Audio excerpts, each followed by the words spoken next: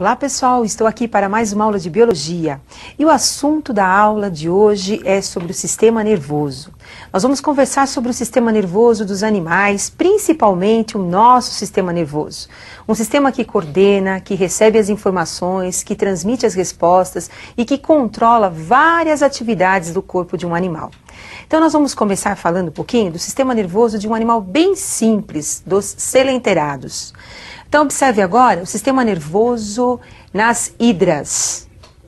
Então, nas hidras, como vocês estão observando aí, um animal muito simples, nós temos um sistema nervoso em forma de rede, um sistema nervoso difuso.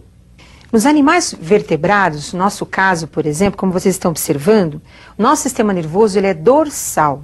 Então, nós temos lá o encéfalo e a medula espinhal, como vocês estão observando, controlando todas as nossas atividades, os nossos órgãos, os nossos tecidos e as nossas células também.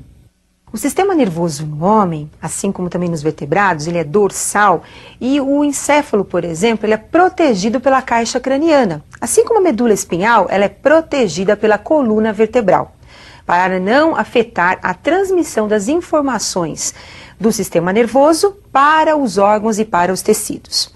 Agora, esse controle realizado pelo sistema nervoso é muito importante e é necessária a presença de uma célula especializada nesse controle. A célula é o neurônio. Então vamos conhecer um pouquinho mais sobre essa célula neural. Então nós temos aí a estrutura de um neurônio. A primeira região observada são os dendritos, região de ramificação dos neurônios. Em seguida, nós temos o núcleo da célula e o corpo celular.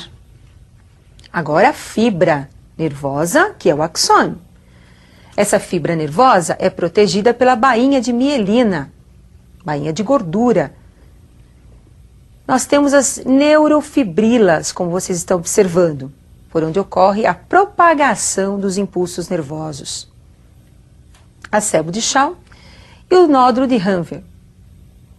Essas células altamente especializadas, como os neurônios, têm uma função muito importante, que é receber as informações, mandar essas informações para o sistema nervoso e o sistema nervoso mandar a resposta para um órgão, ou para um tecido, ou para um músculo. E você já deve ter passado por várias situações em que essas células controlaram muitos dos nossos fenômenos e de reações no nosso organismo.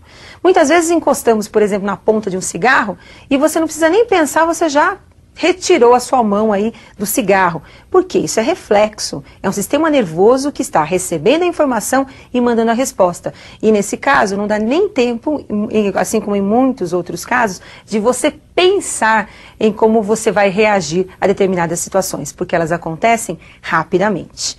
Agora, essas informações são transmitidas de neurônio a neurônio, através de um processo conhecido como sinapse. Vamos conhecer um pouquinho como é que ocorre a sinapse entre os neurônios. Então nós temos um estímulo. Ramificação nervosa capta uma informação do meio. Essa informação gera um impulso nervoso, que é levado para um outro neurônio. O encontro entre os dois neurônios é conhecido como sinapse, sinapse neuroneural.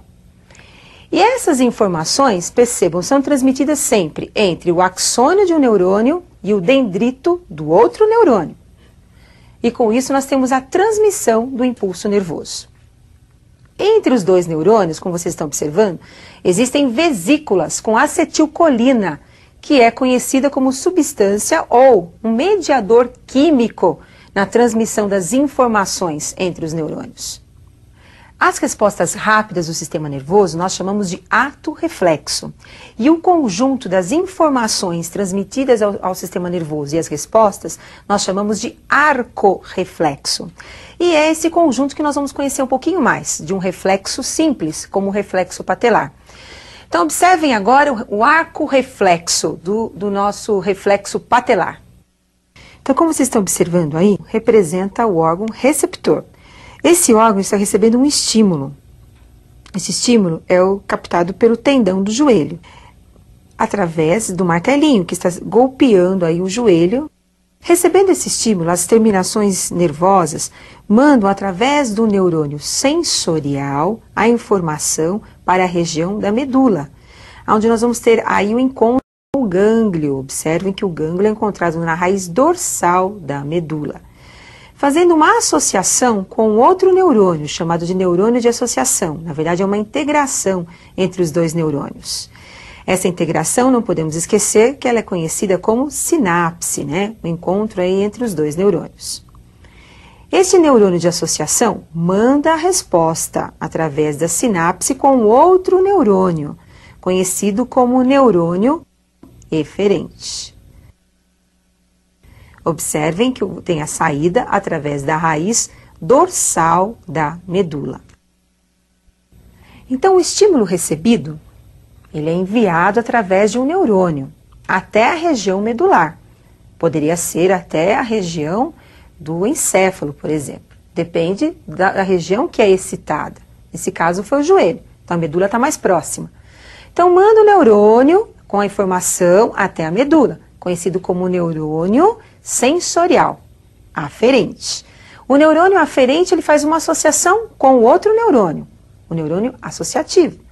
Esse neurônio manda a resposta para um outro neurônio, conhecido como neurônio motor ou neurônio eferente. E esse neurônio leva a resposta até um outro órgão que vai executar a informação, que é o órgão efetor. Agora, muitos médicos utilizam desse movimento, desse estímulo, para demonstrar como é que andam os reflexos dos pacientes. Por quê? Porque esse estímulo e a resposta, ele é realizado em questões de segundos pelos pacientes, principalmente aqueles que estão com o reflexo muito mais aguçado, apurado. Agora, vamos continuar aí o nosso exemplo.